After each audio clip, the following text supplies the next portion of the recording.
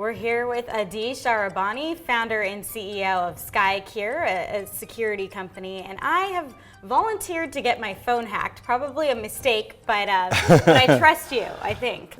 Great. So this attack is following something we discovered several years ago called malicious profiles. It's a malware for iOS devices that does not go through the Apple Store. I want you to open your Safari, and a victim can get a link through email or through SMS, sometimes through complimentary Wi-Fi access to download and install something malicious. So if you would browse to attack.skycure.net, I will show your screen over here. You will see this free HBO streaming HD movies or something like that, where you're lured to install that so-called malicious profile. Click on this blue button and follow the installation instructions. What I want you to do is to click install and... Yeah, it says movies for free, verified with the green check mark. It looks safe, but apparently I should know better. Yeah. So be careful what you install on your phone. Yes, because you're now under attack. And I'm now under attack, and so Adi can see what I'm doing on my phone. Yeah, I wanted to search something in Google. What I'm going to do is I'm going to try to hijack your iPhone for a second. So I'm sending a command, for example, to direct you to a different website, let's say bing.com. So you see that you just went to bing.com. What I did is install a keylogger in every field that you have. So go and type in some things in the search bar. Every keystroke that you are making is actually going through the attacker's machine. And I can see all of those keystrokes, but more than that, Katie, I can actually control your device. So you're looking for TechCrunch.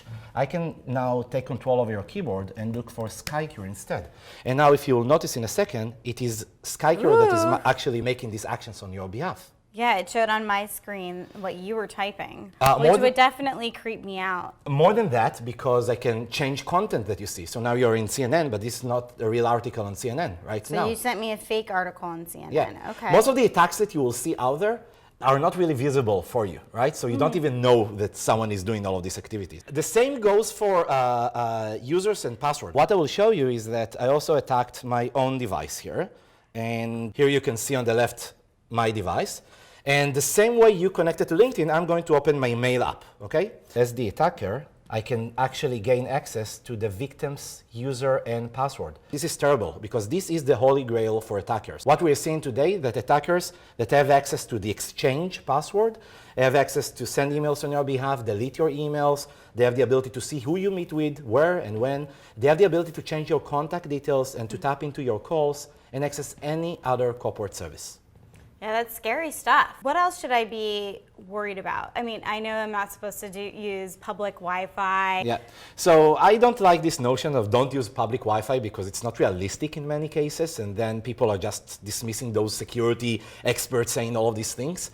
So my recommendation is that people need to be aware of what they are doing, right? So as long as you have a security solution installed, you need to ease your mind out of it.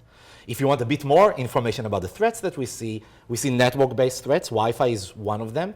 And in general, don't perform sensitive activity on external Wi-Fis. You see some weird pop-up, do not necessarily agree to it. Try to click cancel before you click continue. So don't click continue when it says cannot verify server identity. No, don't. Well, thank you so much for doing this demonstration. Appreciate it. Now, please uninstall your access to my phone. Thank you. Thank you.